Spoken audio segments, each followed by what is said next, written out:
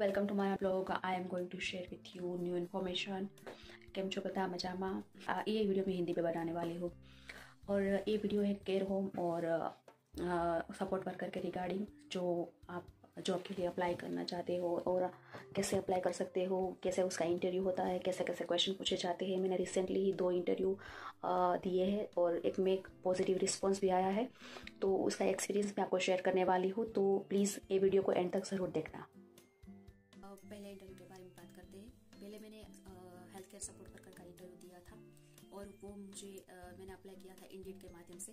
तो इंडीड एक बहुत बड़ा प्लेटफॉर्म है जो यूके एरिया और आपका रिज्यूम क्रिएट करना होता है. इंडीड में आप प्रोफाइल भी क्रिएट कर सकते हैं, अपना रिज्यूम भी अपलोड कर सकते हैं और रिगार्डिंग एक्सपीरियंस डालना होता है तो आपको रिस्पॉन्स जल्दी मिलेगा. मैंने इससे पहले एक वीडियो बनाया था CSDF training core skill framework training का, जो वीडियो ट्रेनिंग के रिगार्डिंग था और वो केयर होम के लिए ही था. तो उसकी ट्रेनिंग मैंने पहले से ले रखी. जो PVG है वो उसको भी मैंने अप्लाई किया था तो वो भी मेरे पास है. तो कंपनी का नाम था कॉलिंग केयर होम, जो बेसिक स्कॉटलैंड में थी और उसकी मेन ब्रांच एडिनबरा में थी. तो वो डोमेन से प्रोवाइड करने वाली कंपनी थी और उसमें मैंने हेल्थ केयर असिस्टेंट के लिए सिलेक्ट हो गई थी. तो उस लोगों ने मुझे ईमेल किया था इंटरव्यू के लिए और जूम मीटिंग भेज के पूरा इंटरव्यू लिया था. मे बी 40 मिनट चला होगा.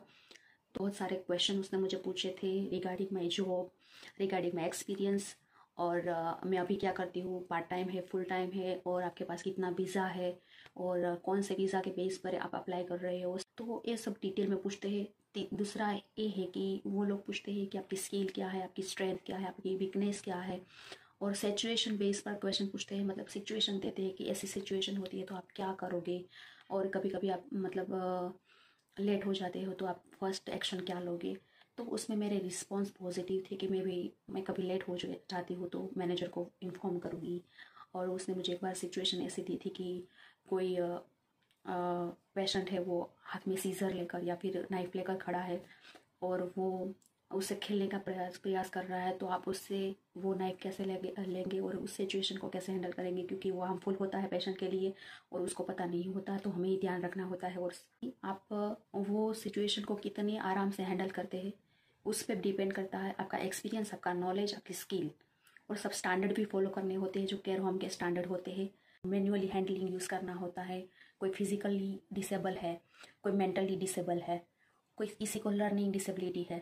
तो वो सब टाइप के पेशेंट्स आपके हिस्से में आ सकते हैं. तो आपको उससे कैसे डील करनी होती है, तो वो सब रिगार्डिंग क्वेश्चन पूछते हैं आपको. यूके का लाइसेंस रिक्वायर्ड था क्योंकि डोमेन केयर वाले क्या बेसिकली रिक्वायरमेंट लाइसेंस की होती है, क्योंकि उसको door to door care home provide करने के लिए जाना पड़ता है. कि मेरा इंटरव्यू लिया, पॉजिटिव था सब, बट उसने मुझे फिर से लास्ट में कॉल बैक नहीं किया था क्योंकि उसका बेसिक रिक्वायरमेंट मैं फुलफिल नहीं कर रही थी. तो जब भी आप डोमेन केयर में अप्लाई करते हो तो आपके उसकी बेसिक रिक्वायरमेंट आपको जाननी ज़रूरी होती है, क्योंकि अगर केयर होम होता है तो वहाँ जाके हमें सब पेशेंट को देखना होता है, बट किसी पेशेंट के घर पे जाके उसको देखना होता है तो हमें अपना व्हीकल होना रिक्वायर्ड होता है. मेरा इंटरव्यू अनसक्सेसफुल रहा था. तो ये मैंने दूसरा इंटरव्यू मेरा आज नहीं सॉरी कल था और उसका पॉजिटिव रिस्पॉन्स है. और कल मेरा दूसरा इंटरव्यू का पार्ट है जो मैं डिस्कस करने वाली हूँ. तो वो है पर्सनल सपोर्ट वर्कर का interview. As a personal support worker हमें कोई एक पर्सनल व्यक्ति होता है, उसकी पर्सनली देखभाल करनी होती है. जैसे वो एक 37 ईयर की लेडी है, उसका मतलब पर्सनल सपोर्ट वर्कर का एक रोल मिला था मुझे.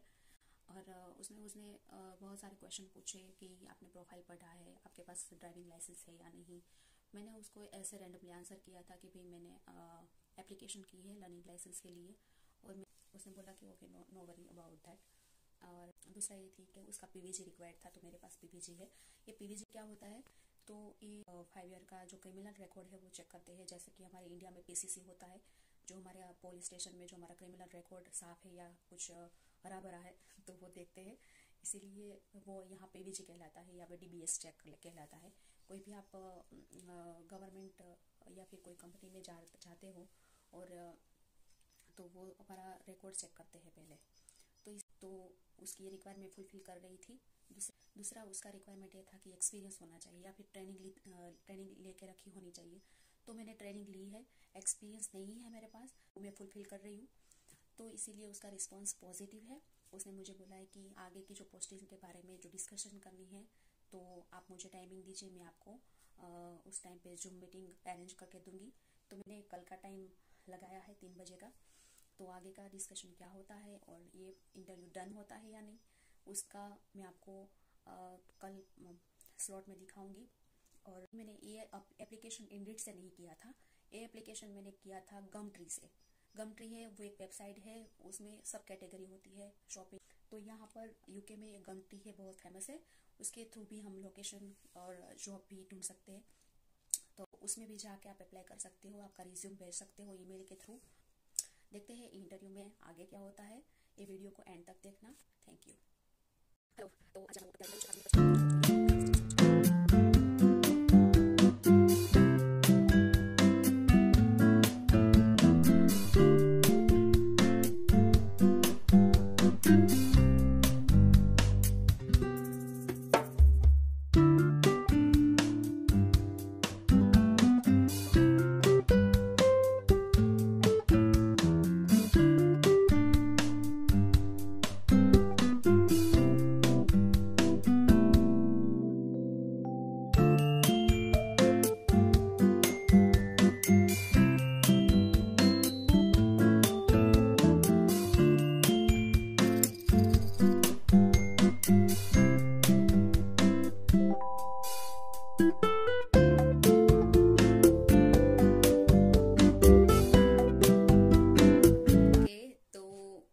इंटरव्यू डन हो गया है और उसका पॉजिटिव रिस्पॉन्स है। और वो मतलब end of the March start करना चाहती है। उसकी जो पेशेंट है वो उसकी डॉटर है और उसके लिए वो क्लाइंट हायर कर रही है, मतलब सपोर्ट वर्कर और हेल्थ केयर असिस्टेंट। सो उसको अलग अलग स्केड्यूल के लिए चाहिए था। फर्स्ट ऑफ ऑल वो ड्राइविंग लाइसेंस रिक्वायर्ड करती थी, पर मैं अभी मेरे पास लाइसेंस नहीं है तो मैं सीख रही हूँ, ऐसा मैंने उसको बोला। और मैं टेस्ट देने के लिए भी रेडी हूँ। तो उसने बोला कि यस, नो प्रॉब्लम।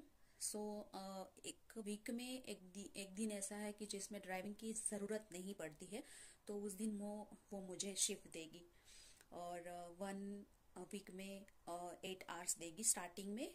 और उसका रेट होगा 12.50 around as per health care standard. तो मतलब वो भी एनआई पे ही मुझे जॉब देगी, कैश इन हैंड नहीं देगी। और फर्स्ट ऑफ ऑल मैंने उसको क्लैरिफाई किया कि ये जो कंपनी है वो एजेंसी है, ऑर्गेनाइजेशन है, या फिर आप सेल्फ केयर टेकर हायर कर रहे हैं। तो उसने बोला कि मेरी डॉटर है, उसके लिए मैं हायर कर रही हूँ। तो सब मैंने क्लैरिफाई कर दिया। उसने बोला कि मैं ट्रेनिंग दूंगी आपको, ट्रेनिंग के लिए मैं एक दिन आपको बुलाऊंगी और उसके भी पैसे मैं दे दूंगी। और 4 वीक का साथ में आपको पेमेंट मिलेगा ऑन द। तो सारी बातें डिस्कस हो गई है।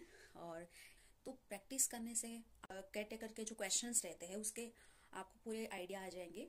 और एक तो 2 इंटरव्यू भले ही ऐसे ही जाए, मतलब कुछ रिस्पॉन्स भी ना आए, फिर भी इंटरव्यू आपको देना चाहिए, क्योंकि उसकी प्रैक्टिस है वो आपको अगले इंटरव्यू में आपको मतलब वर्क कर सकती है। तो क्योंकि मैं इंटरव्यू देती रहती हूँ, मुझे क्वेश्चंस के आइडिया आते हैं और फिर कोई ना कोई इंटरव्यू पास हो ही जाता है। तो इसमें मतलब ट्राई करने से कुछ हमारा जाता नहीं है। वैसे आपको ट्राई करने से कोई अच्छी जॉब मिल जाती है। तो इंटरव्यू देने के लिए आपको हमेशा प्रिपेयर रहना चाहिए। और भी क्वेश्चंस है तो आप पूछ सकते हैं मुझे कमेंट्स में। और आगे के लिए और एक इंटरव्यू भी है मेरा सोशल मीडिया मैनेजर के लिए, तो उसका भी मैं वीडियो बनाने वाली हूँ, क्योंकि उसका भी रिस्पॉन्स नहीं आया। तो इसीलिए वो रिस्पॉन्स का वेट कर रही हूँ। रिस्पॉन्स आ जाएगा उसके बाद उसके लिए भी मैं वीडियो बनाऊंगी। उसमें भी मेरा पौने घंटे का भी इंटरव्यू चला था। तो सारे क्वेश्चंस आंसर मैं शेयर करूंगी आपको। तो तब तक के लिए all the best, bye bye, see you again in next blog.